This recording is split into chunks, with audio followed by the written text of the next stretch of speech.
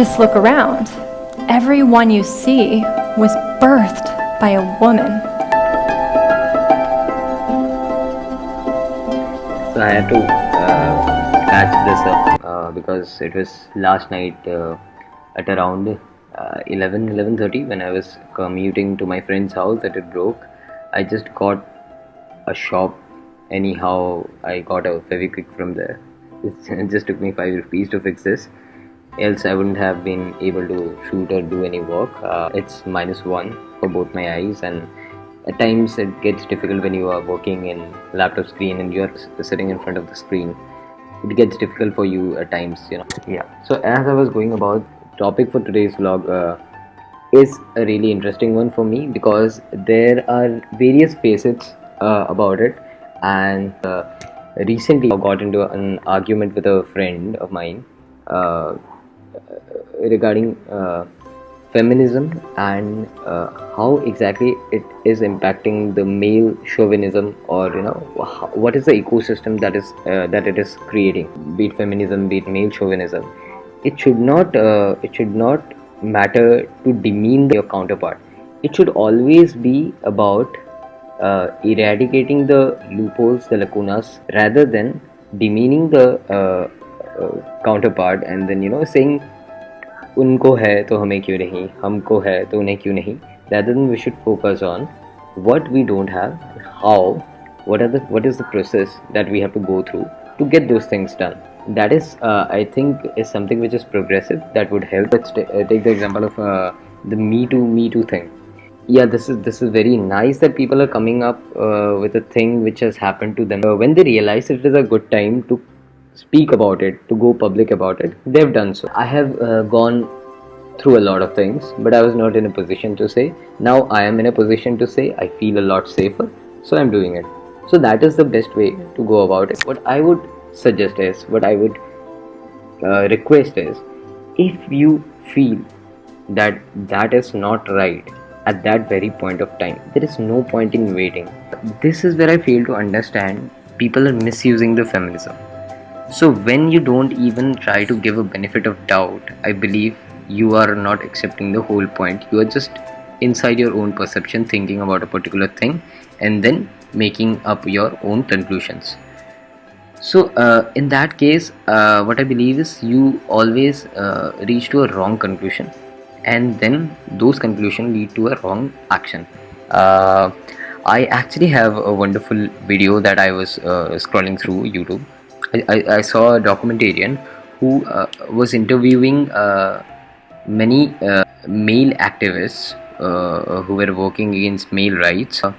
She has beautifully put down that what are the things that people have said, what are the things that we perceive, because we have a already built framework in our mind.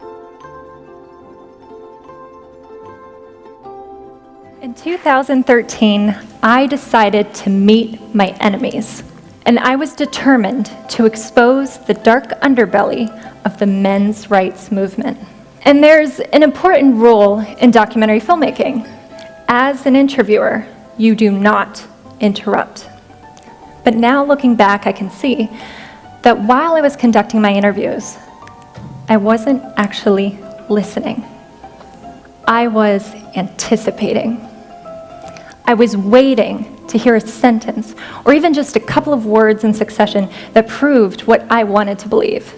There was one men's rights activist that said to me, "Just walk outside and look around. Everything you see was built by a man." Ooh, his statement felt anti-women. What would be the gender reverse scenario? Maybe a feminist saying, "Just look around.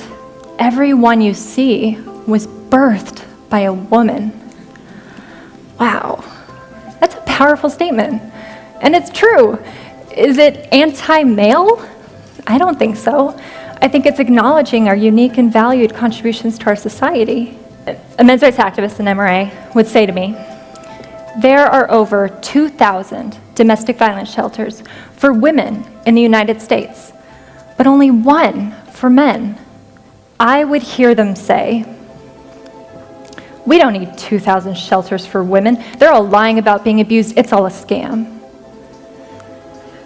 But in looking back on all the footage I'd gathered of men's rights activists talking about shelters, and all the blogs they've written and the video live streams they posted on YouTube, they're not trying to defund women's shelters, not at all.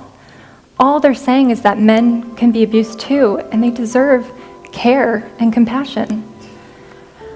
Second example. A very wonderful understanding how perceptions can deviate you from understanding the things into what they are not, but you think they are. And we should also, in fact, create a culture where women are told that they have a right to speak and not bear the things for a long time, because this is detrimental to the entire society. This is detrimental to the families that are about to come, because they are about to raise their children. So this is what they will pass on. So I believe at this point of time there are a lot of activists who are working towards it, and I really appreciate them. So I would request all of them, I would request all of the population to create a culture where women are big, not wait for a male counterpart to help them, because they are equally capable. In fact, they are more capable in some or the other areas. Yeah, so this was about it. Thank you.